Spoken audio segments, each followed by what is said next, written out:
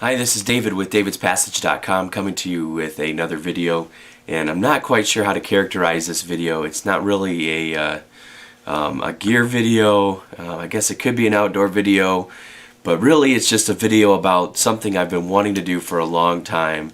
You could use it outdoors, you could use it on camping trips. It's not really all, wouldn't be really classified as bona fide ultralight gear or anything like that, but for the longest time I've just had an inner conflict inside of my soul, struggling to figure out what in the world do you do with leftover hamburger grease. And I know that's kind of funny, but I don't know about you, but you cook, you make spaghetti, you brown all the hamburger, and you've got all this grease left over. What do you do with it? You can't just stick it down the drain; it'll clog your drains up.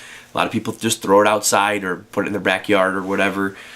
But I've always had this nagging thing inside of me. That's like, what can we do with this to make it actually into something else? So in this video, I'm actually going to show you how to make a hamburger grease candle. And I know that's kind of crazy, and take it as I haven't seen anything like this online. There's not a lot online about repurposing hamburger grease for uses other than just, I don't know, you can reuse bacon grease. You don't hear a lot of people doing that. But just to put it into perspective, I took this 5-ounce old olive bottle, and it was filled up to here, and from here to here takes about, I would say, 2 to 3 hours to burn. So you're looking at 2, 4, 6, 8, 8 to 12 hours of burn time out of a 5-ounce candle. And they are super easy to make. If you strain them right, they don't even smell a whole lot like hamburger, if you believe it or not. But in this video, I'm going to kind of show you how to do that. If you want to make one of those, you could use them around the campfire, I'm sure. Probably wouldn't want to use them in bear country, but you just need a few simple things to do it. First of all, you need a source of hamburger grease. And what I did was I just collected the grease after I browned hamburger, making dinner around the house. I made sure to strain it really good. You can use cheesecloth, or I actually used an old t-shirt to strain it, just to get out all of any kind of beef. You just want the pure fat, almost like tallow. And really that's kind of what it boils down to. It's kind of a towel. No pun intended. Okay, so you need your hamburger grease. It needs to be clean. You need a container. Like I said, this is a 5-ounce olive jar. I've used these. I've even used aluminum. The trick is to kind of have it to be thin if you can. You don't want a wide mouth mason jar, just because of the way the grease burns. But I've used, obviously the olive jar. I've also used like one of them small cans of V8 juice, the skinny cans. In today's video, I'm just going to take this is an old container from a candle that I burned up. So I just cleaned that out. I'm going to actually use this today. So you need the grease, you need the container for it, you need a pair of scissors, and the scissors are to make the wick, which I made out of an old t-shirt. It has to be 100% cotton. 100% cotton is very important. You don't want any kind of rayon or poly or anything like that in there. 100% cotton old t-shirt that you make your wick out of by making cordage. I'm also going to use just a little piece of duct tape as well. So stick around, I'll show you how to do that. Alright, so the first thing I'm going to do is just to start preparing my wicking material here. And again, I just took a strip off of an old t-shirt. And you want the wick to be a bit longer than what you're going to be putting it in, just because of the way it lies. But what I'm going to do is I'm actually just going to cut about a 1/4 inch strip off. I'm actually going to cut 2 1/4 inch strips, just really small. It doesn't have to be exact, but try to stay within about a 1/4 inch. You want 2 of these things.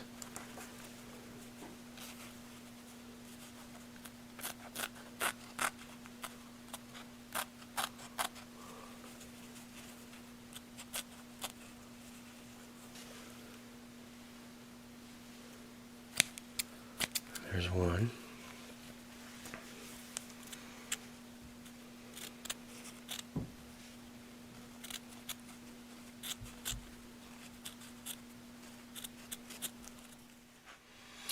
Alright, so for my cordage, I made just one long 1/4 inch strip, and compared to my container, it needs to be just a bit higher than it, because you got to suspend it over there, and when we make the cordage, the wick for this, it'll actually shrink a little bit. What I'm going to do though is I have this 1/4 inch strip of cotton cloth. What I'm going to do is take it and just kind of double it over here, find the middle point, start there and pinch it off. Okay, this would be the same as if you made cordage, you know, out of, you know, if you're in the bush or a survival situation, you need to make cordage out of whatever. Taking it by that middle piece, okay, and taking the 2 pieces in my hand, what I'm going to do is I'm going to take the first strand and turn it over, and then grab the bottom strand and then flip it over the other. Keep that end pinched really good. Okay, I'll bring my finger in here. Do the same thing with this one that we just brought underneath. I'm going to flip it. I'm going to give it a twist and then bring it over like this. Keep pinching it out really hard so I can turn this up, make this closer for you. So I'm going to turn it over, grab it with the other side, and then flip that back over. Okay, give it a little spin. Okay, so what happens is when you twist the top part like that, okay, and then bring the bottom one underneath like that, it kind of grips itself, and it's just how they make rope and that sort of thing. So as you do this, just again over, grab the bottom one, pinch it under. As you do this, after a while, you'll start to notice that it's going to turn into something pretty cool. And it's not like braiding. It's a little different than braiding, but you can kind of see that wick starting to form up there. So I'm going to do that until this material is longer than the container I'm going to put my hamburger grease in. Just keep doing that. As you can see, it's getting longer and longer. Okay. So again, as I'm finishing this up, you want to twist over, bring the bottom tag up under like that, and you want to, make you want to keep it kind of firm grip on it, so that it's not really loose. So it makes a nice, nice even piece of cordage here. Again, that'll actually serve as our wick, and that's all done. I'm going to use that now and set up the candle. Okay, so now what I'm going to do, I've got my cordage here. In that part we doubled over in the beginning, there's a loop, there's a loop in there. What I want to do is I want to open that up just a little bit so I can slide this piece of duct tape through it. This might take a little bit of patience if the holes, I didn't think about this ahead of time, I should have done this, but make it a little easier for that. Pull that duct tape through about midway.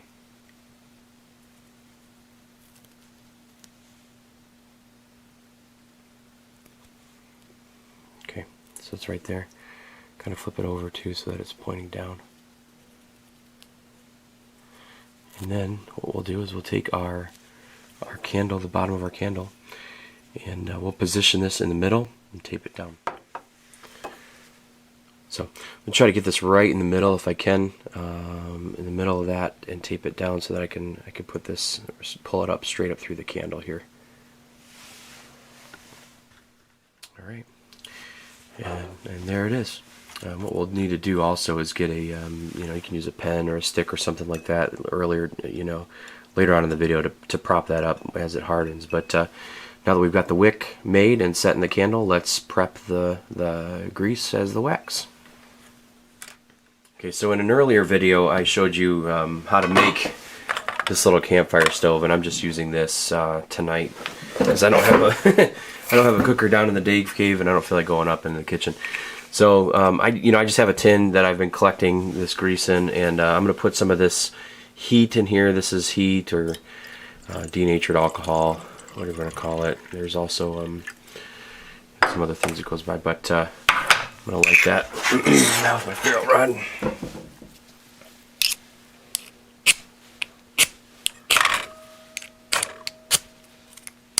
There we go. Helps when you use the right side of the ferrule rod. Okay, so I'm going to let that get going. Let that prime a little bit for heat. While that's going, I can kind of hold that on there, and that's just going to, this grease has been in here for a while. I've had this in here for probably 3-4 months, so you got to heat it up enough so that you can pour it into the candle. Once it's heated, you know, it takes a while before it I'm sorry, once it's in liquid state, it takes a while before it solidifies again. So I'm just using this to sort of reheat this grease into a liquid state. Okay, so as you can see, it's kind of cooking it on there, getting it nice and liquefied already. That shouldn't take too long to do that. It only takes a couple minutes once it's lit up. Of course, if you do it on the stove, you may already have this ready and ready to go. I know when I was prepping this stuff, I did.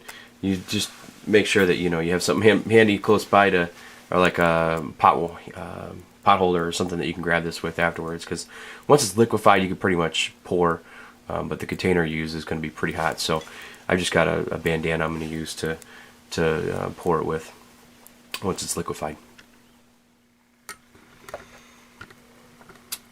All right, looks like that last bit is pretty well liquefied. I'm going to go ahead and blow this out and get ready to pour it. I probably should let it cool off just a little bit, just to be on the safe side. Okay, just going to remove that. Bring my candle in here. Again, be ready with something. I'm going to use these little skewers to prop the wick in place once it's poured. Make sure that you have something ready. And you gotta be careful how you pour this, and I'm probably gonna spill it now, but you want to get as much of it in the candle and not on anything else as possible. I know that's why I'm doing it in the Dave Cave, because if I spill, it's not as big a deal down here. But just gonna start filling that up.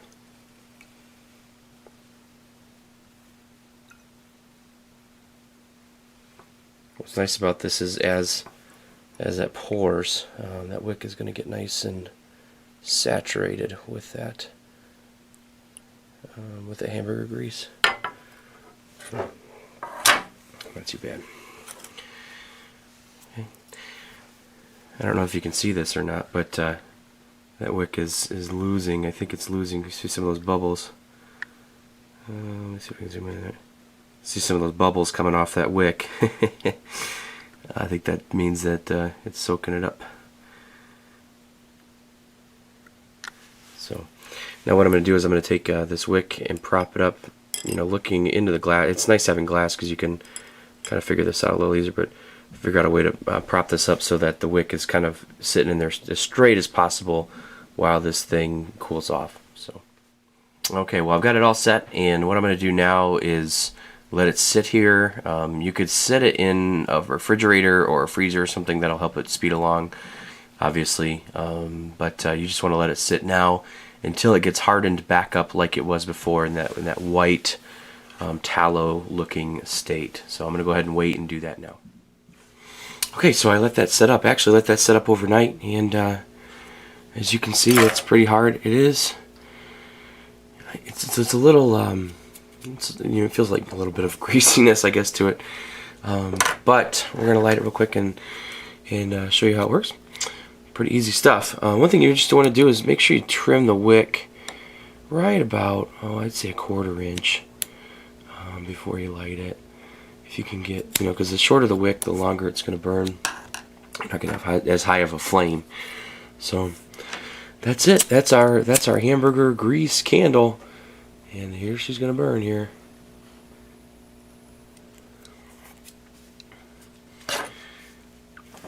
If you do this, one thing I'm really interested in finding out is if you can actually mix I guess essential oils in it to make it smell differently.